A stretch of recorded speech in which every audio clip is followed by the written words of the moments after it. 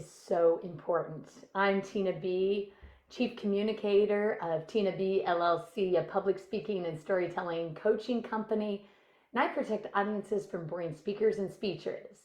And today I want to focus in on the importance of your story's ending. Just like your story with a strong hook, you need to know how you're going to end.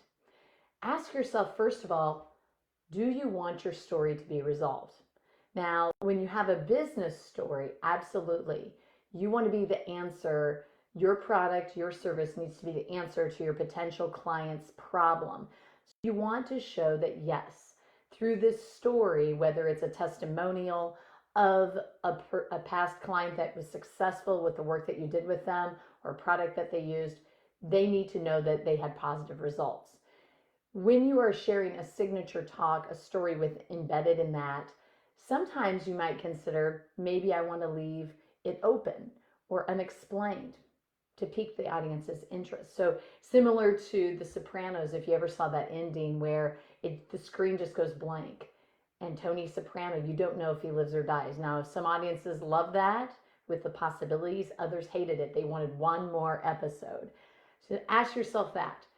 I have 3 ideas to consider when you are ready to craft the ending to a story. The first is find the ending with how you start. So maybe mirror the beginning with an ending that comes together. Let the start of your story inspire the ending. So for example, when I shared a story of working as a cast member at Disney, I really built up the fact when I left for that internship and that experience, I wanted to leave the farm, leave my family, and just heightened that. Well, that inspired the ending and the transformation of during that time around the holidays for the 25th anniversary, I realized just how much the farm, family, tradition, connection was important to me. So knowing that start really inspired how I ended, so they mirrored each other. That's the first idea of how to end. Second is use a fun pun or wordplay.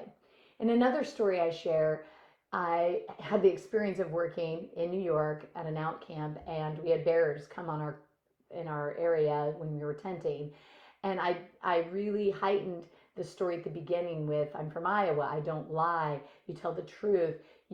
I didn't know a lot about camping at the time, but I really researched and I tried all the things and asked lots of questions so that my campers would feel comfortable with me. Well, at the very end of the story, I said, you're gonna lie.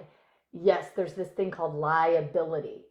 So that emphasis of I don't lie to liability was a fun pun, and it also was this beautiful thing we call contrast. So that's my second idea is play on words or use a pun towards the end.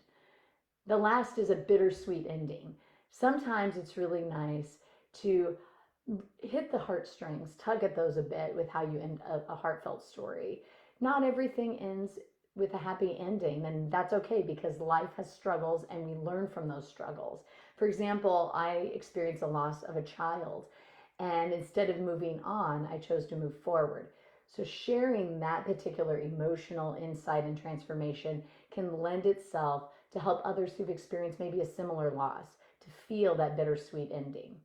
So as you're thinking about the ending of your story, be strategic with it. Know how you're going to start, know how you're going to end. And whether you get inspired with the beginning of your story to end it, or you use a fun pun or word play, or you do a bittersweet, all of those can work based on asking yourself how you want your audience to feel and what the purpose of your story is. What do you want it to do for you?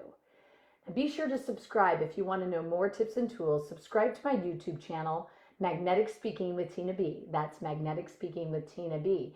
And come again for Tuesday tips, because that's how you learn. And remember to be you and be true. This is Tina B.